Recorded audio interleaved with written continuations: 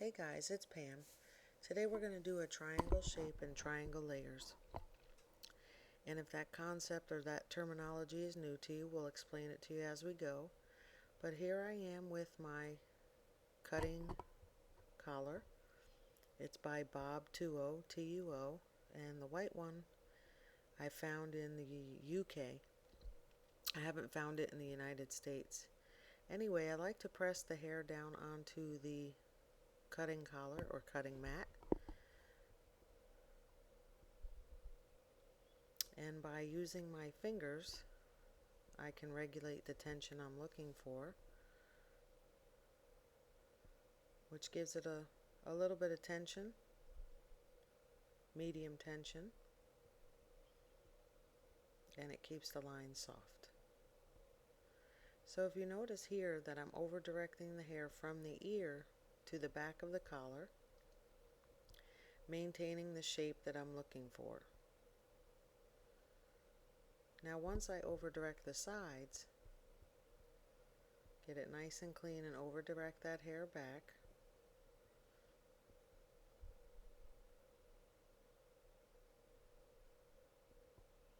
Normally I'd be on the other side trying to stay out of the way of the camera. Then I can start deciding if I want the sides shorter or what angle I'm looking for.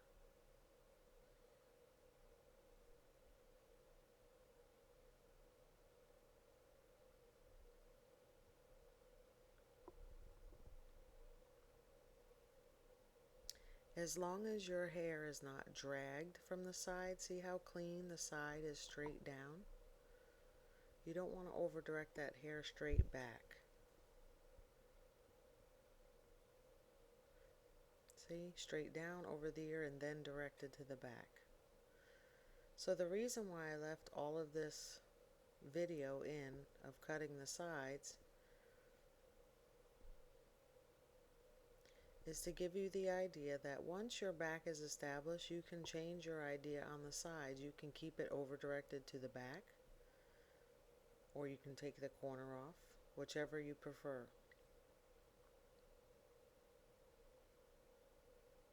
They say in hair cutting and in many applications in painting and homemaking, many different ways, the shapes that we utilize are round, circles. Some people call them triangles or pyramids or half diamonds or diamonds if you turn two triangles over, or squares or rectangles. So you want to think about shapes when you're cutting. Now here, if you saw just above the occipital bone, pretty high, or where the top of the ear would be, I let that hair fall out. So I know that that's the place where I want that hair below to fall out. I don't want it layered. Each section that I'm cutting is clean and over directed back to the previous section that I cut. That's why you see me removing right there the previously cut section so that you can see I'm over directing the hair back. Now in my mind there is a imaginary shape floating out in space, and I'm trying to bring my hair to that imaginary shape. So right now the shape that I'm utilizing mirrors the shape that I cut for the one length.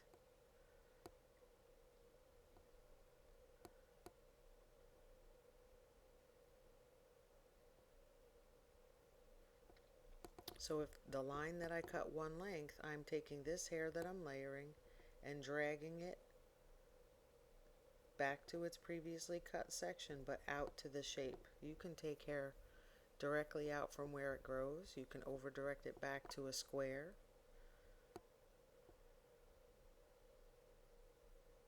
So that's how I think about hair cutting, and that's how I instruct and teach about hair cutting. Because sometimes, quite frankly, when you're learning, you have no idea where to take the hair. You're not sure if you're supposed to take it on base, over direct it back.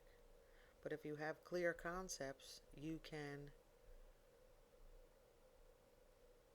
cut consistently and cleanly every time with precision.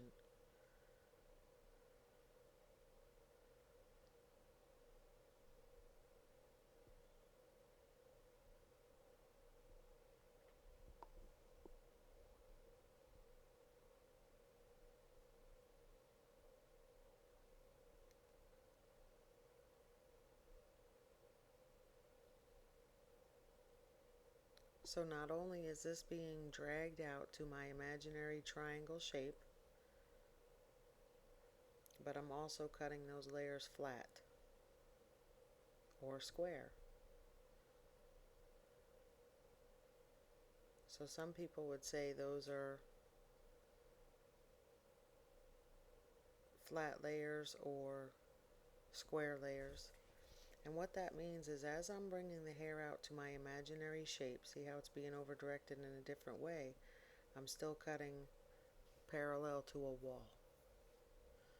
Here we're doing some cross checking, just making sure I'm going in the direction I need to go.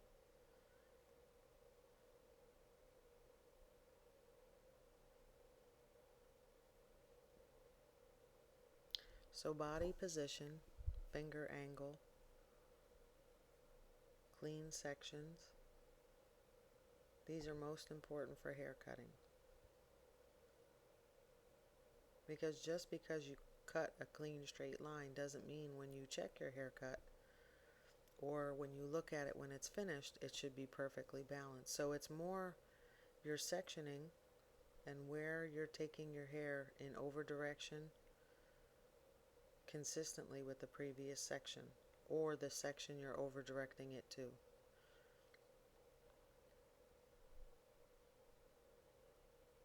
Now right here, I'm hovering right to behind the ear. Her hair thickness is minimal. If I would have taken 2 sections there for her hair, I would have been cutting 2 strands. Now if the hair is thicker, of course you want to use smaller sections. I like to be in front of my work. If I've been cutting down on one side, I want to cut down on the other, typically.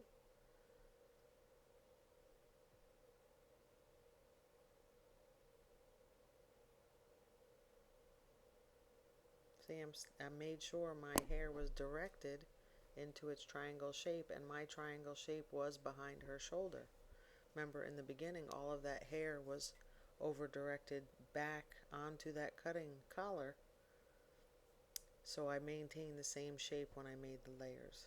Here I'm going into the crown area, and I'm going to elevate the hair to 90 degrees, but my finger is still going to be parallel with the wall, which means I'm still cutting square layers. If you watch my finger angle,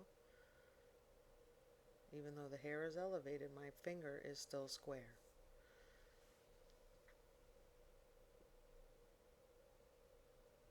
Hair cutting in and of itself is a beautiful skill with art naturally, but once you develop the skill and can maintain how to cut hair, you can potentially make hundreds of haircuts.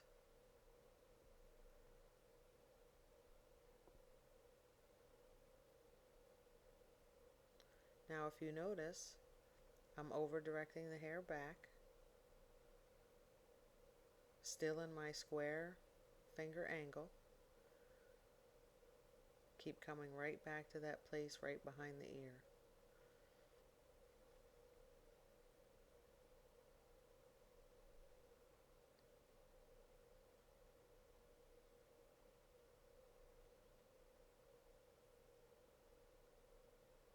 Now because this front bit could not possibly be longer than the length in the front, I am over directing it to this stationary guide right behind the ear.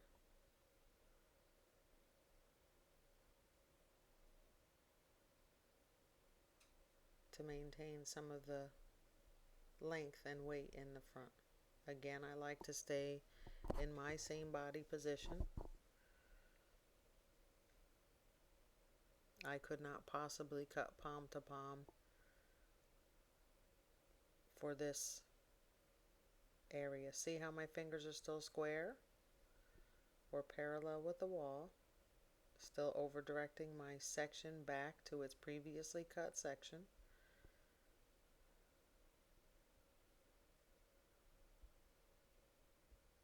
Even though that hair behind where you're looking at from your angle looks unclean, my guide is perfectly clear.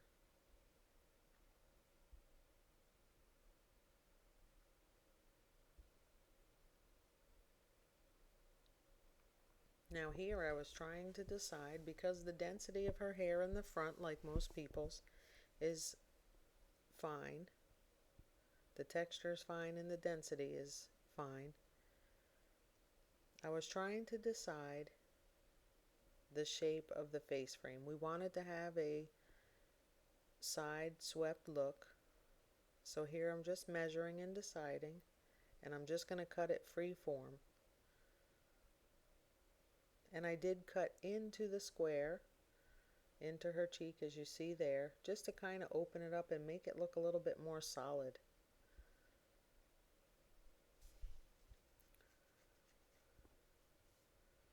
And here just to let the hair hang freely, because if you cut hair with minimal tension, it'll make it look more solid. So see how I'm not putting it in my fingers and pulling on it. Her hair's elasticity is greater because she has a natural wavy hair. So if I pull on it, it's going to spring back tighter. And in this case, I want it to be the least amount of tension, is why you see me cutting freehand.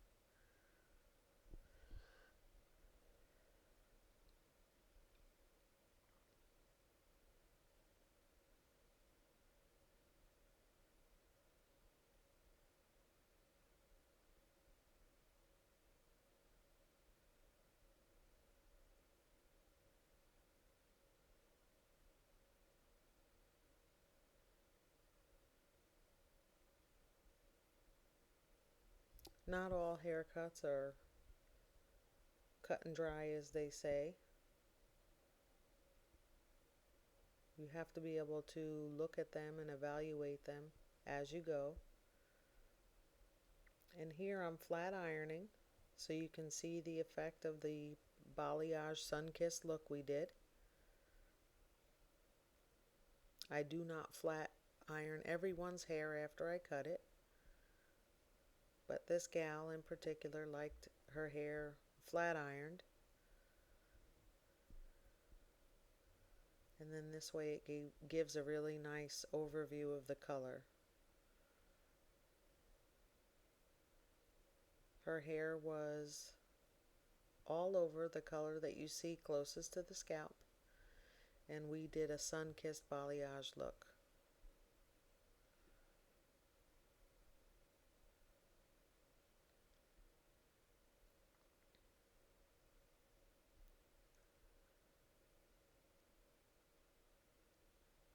Naturally, you don't need to see me flat ironing a whole head, but I do not go to the ends each time. I release the hair, even though it may look like I'm going through to the ends. I'm letting go maybe halfway through. I do use spray shine and protective oils. I don't use any thermal sprays.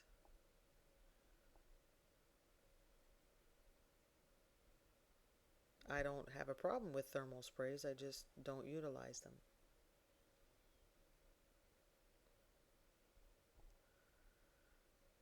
So after I flat iron her hair, I checked the length just to make sure it looked clean.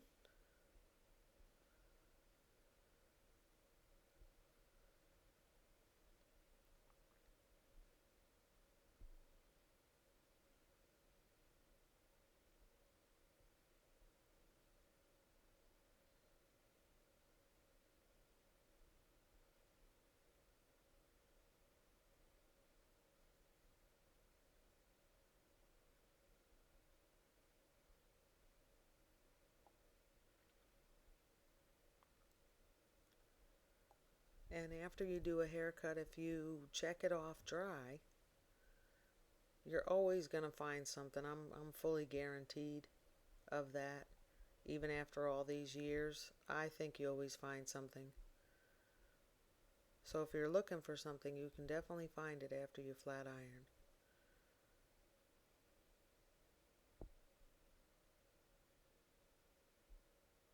That's why sometimes I'll even cut my one-length haircuts.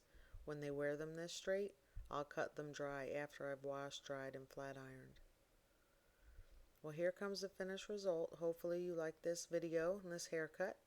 Practice your imaginary shapes and your precision hair cutting.